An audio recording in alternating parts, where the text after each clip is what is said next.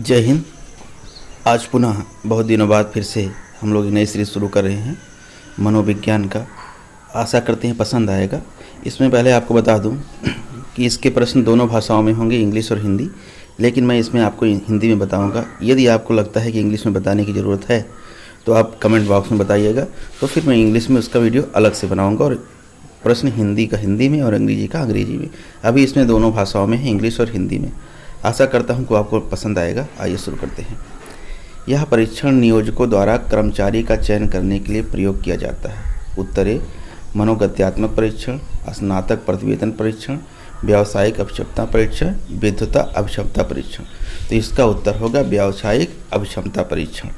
Next question है, असामान्यता का चिकित्सीय प्रतिमान इस तर्क से समर्थित है कि क्षुब्ध व्यक्ति अपने बेतुके व्यवहार के बारे में सोचते हैं कि वह उनकी अपनी जिम्मेदारी है या उनकी अपनी जिम्मेदारी नहीं है, या दूसरों की अवास्तविक अपेक्षाओं का परिणाम है, या केवल परिस्थितिजन्य परिवर्तनों का परिणाम है। तो इसका उत्तर होगा बी, असामान्यता का चिकित्सीय प्रतिमान इस तर्क से समर्थित है कि एक क्षुब्ध व्यक्ति अपने बेतुके व्यवहार के बारे में यह सोचते हैं कि यह उनकी अपनी जिम्मेदारी नहीं है। नेक्स्ट क्वेश्चन है, वैभिन्न पूर्ण चिंतन के संप्रति के प्रवर्तक कौन है? थ्रस्टन, स्पीयरमैन, गिलफोर्ड या वर्नन। तो इसका उत्तर सी सही है, गिलफोर्ड। वैभिन्न पूर्ण चिंतन संप्रति गिलफोर्ड ने अपने बुद्धि सिद्धांत में दिया। नेक्स्ट प्रश्न है, लोगों के प्रतिनिधि समूह जिसके लिए परीक्षण आशायित है तथा प्राप्त अंकों पर विन्यास है, उसका उत्तर होगा अभिक्षमता या मानक या प्रतिवेदन या अस्थायित्व। तो उत्तर बी सही है, मानक। लोगों के प्रतिनिधि समूह जिनके लिए परीक्षण आशायित होता है उनके द्वारा प्राप्त अंकों का समूह या विन्यास को मानक कहते हैं। आइए देखते हैं हम लोग नेक्स्ट प्रश्न।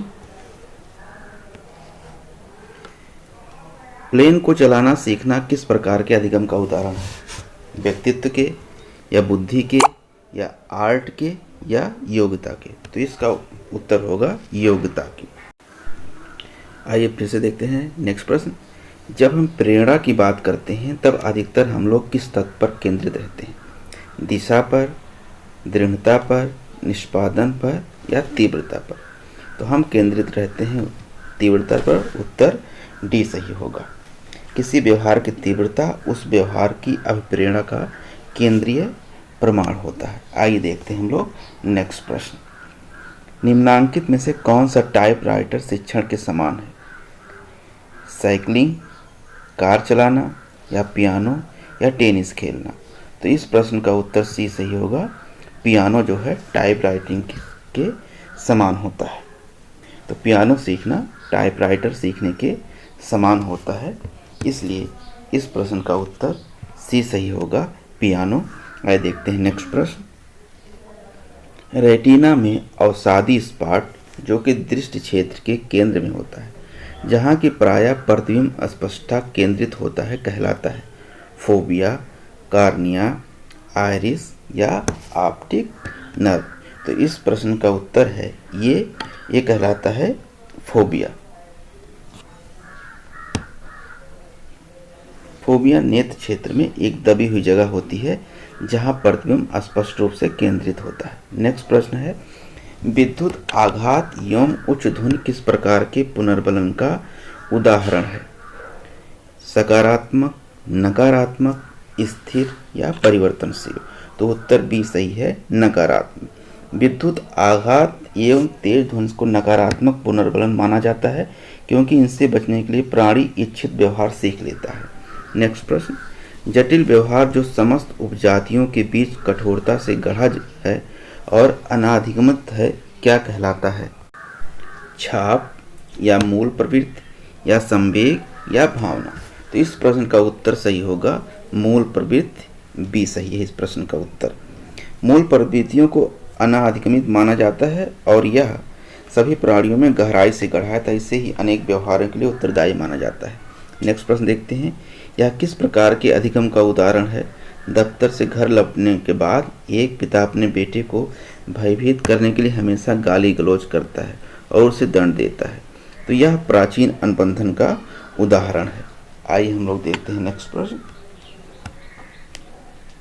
किस प्रकार का अवधान इच्छित क्रियाओं की पुनरावृत्ति प्राप्त पुनरावृत्ति से प्राप्त होता है। तो उत्तर है बाध्य या तत्कालीन या अंतर्निहित या सुव्यक्त। तो उत्तर डी सही है, सुव्यक्त। जब कोई व्यक्ति किसी इच्छित क्रिया को बार बार दोहराता है तो इस क्रियाकलाप के फलस्वरूप उसे सुव्यक्त अवधान प्राप्त होता है। आइए देखते हैं नेक्स्ट प्रश्न। किसने कहा है कि अवृत्ति एवं विश्वास दोनों परस्पर संबंधित है? विलियम जेम्स ने, क्रेस एवं क्रेचफील्ड ने, कोहलर ने या टिचनर थे? तो इसका उत्तर बी सही है, क्रेस एवं क्रेचफील्ड ने इसको कहा है। क्रेच और क्रेचफील्ड के अनुसार अवृत्ति और विश्वास दोनों परस्पर संबंधित है क्योंकि दोनों एक दूसरे के पूरक होते हैं। आइए हम लोग देखते हैं नेक्स्ट प्रश्न। वह प्रकृति क्या है जिसके अंतर्गत संवेदन, आगत की प्राप्ति और उस कूट लेखन में परिवर्तित करके भंडारण किया जा सकता है? कूट लेखन या कूटनवाद या अभिलेखन या पुनर्प्राप्ति? तो इसका उत्तर होगा कूट लेखन ए। कूट लेखन वह प्रक्रिया है जिसके द्वारा संवेदी सूचनाओं को स्मृति में भंडारित किया जाता है। आइए देखते हैं नेक्स्ट प्रश्न। व्यक्तित्व के स्वतः सिद्धांत का प्रतिपादन किसने किया? F.W. टेलर ने, आलपोर्ट ने या कार्ल रोजर ने या रोक ने? तो इस प्रश्न का उत्तर सी है, कार्ल रोजर ने इस सिद्धांत का प्रतिपादन किया है। व्यक्तित्व के स्वतः सिद्धांत का प्रतिपादन कार्ल रोजर्स ने किया, जिसमें उन्होंने यह बताया कि व्यक्ति में स्व विकास की अंतर्निहित क्षमता होती है। आइए देखते हैं नेक्स्ट प्रश्न। मनोविश्लेषण सिद्धांत का विकास किसने किया? तो आप जानते हैं बहुत ही मशहूर क्वेश्चन है, फिर भी देख लीजिए। फ्रायड ने किया कि आलपोर्ट ने, कैटल ने कि जॉन ने? तो उत्तर ये सही होगा, इसको किया है किसने? फ्रायड ने इस प्रश्न का मतलब इस सिद्धांत का प्रतिपादन किया है। आइए देखते हैं हम सभी नेक्स्ट प्रश्न को। कौन सा प्रश्न है? इस प्रकार के साक्षात्कार में अभ्यर्थी को अपने बारे में बताने का अवसर दिया जाता है। कौन सा? अनौपचारिक साक्षात्कार या असंरचित साक्षात्कार या प्रतिबल साक्षात्कार या गहन साक्षात्कार? तो उत्तर सही होगा बी, असंरचित साक्षात्कार। इसका कोई निर्धारित स्वरूप नहीं होता। इस प्रकार के साक्षात्कार में अभ्यर्थी को अपने बारे में बताने का अवसर दिया जाता है। आइए देखते हैं नेक्स्ट प्रश्न। यह प्रेरक सहज है एवं शारीरिक आवश्यकताओं पर आधारित है। कौन सा? सामान्य या सकारात्मक या प्राथमिक या गौण? तो यह प्रेरक कहलाएगा प्राथमिक प्रेरक। उत्तर सी सही है। प्राथमिक प्रेरक स्वाभाविक एवं शारीरिक आवश्यकताओं पर आधारित होते हैं। नेक्स्ट प्रश्न। उद्योग के सामान्य कार्यकाल में विघटन उत्पन्न करना इसका लक्ष्य है। कौन सा? धीमे से करो या विरोध या बहिष्कार या घेराव? तो इस प्रश्न का उत्तर होगा बहिष्कार। उत्तर सी सही है। किसी भी संगठन में बहिष्कार या बायकॉट का मतलब है उसके सामान्य क्रियाकलापों में विघटन उत्पन्न करना अथवा बाधा उत्पन्न करना होता है। आइए देखते हैं हम लोग नेक्स्ट प्रश्न को। औद्योगिक संबंधों को प्रभावित करने वाले इस कारक में सरकारी नीति, स्वैच्छिक न्यायालय, श्रम व्यवस्थापन आदि सम्मिलित है।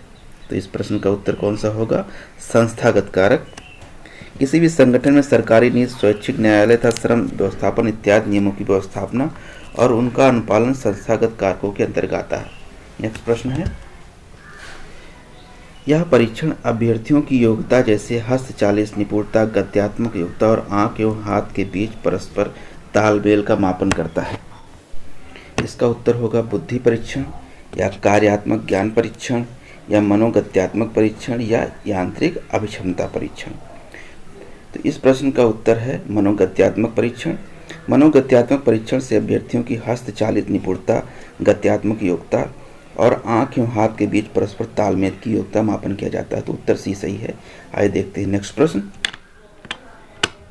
यह उस प्रक्रिया को संदर्भित करता है जो भावी कर्मचारियों की खोज और उनको संगठन में नौकरी हेतु आवेदन के लिए प्रेरित करता है। तो कौन सा? चयन या नियोजन या स्थान या भर्ती? तो उत्तर डी सही है, भर्ती। भर्ती में नियोक्ता अपनी जरूरत के मुताबिक ढेर सारे अभ्यर्थियों में से कुछ का चयन विभिन्न माध्यमों से जैसे विज्ञापन आदि के द्वारा करता है। देखते हैं नेक्स्ट प्रश्न। भरे जाने वाले पद की आवश्यकताओं का स्पष्ट विशेष वर्णन कहलाता है। कार्य विश्लेषण, कार्य विकल्प, कार्य विवरण या कार्य विशिष्टता? तो उत्तर ये सही है, कार्य विश्लेषण।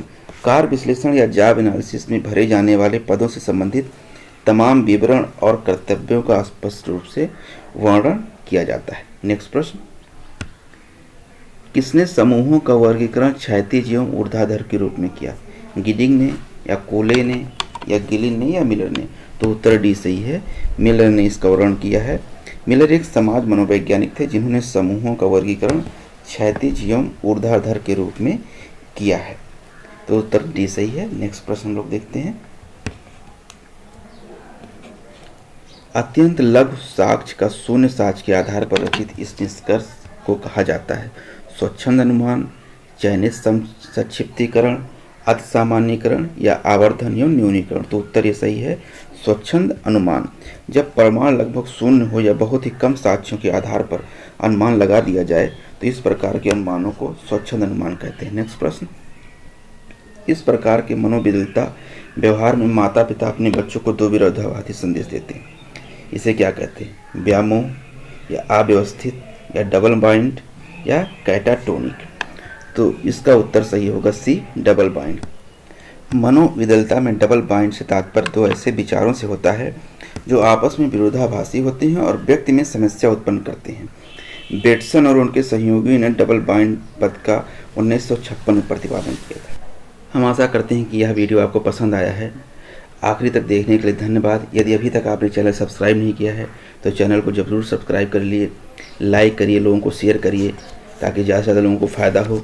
नेक्स्ट वीडियो में हम फिर मिलेंगे और अच्छे कंटेंट के साथ और अच्छे प्रश्नों के साथ। यदि कहीं किसी सुधार की आवश्यकता कमेंट में ज़रूर बताएं। जय हिंद।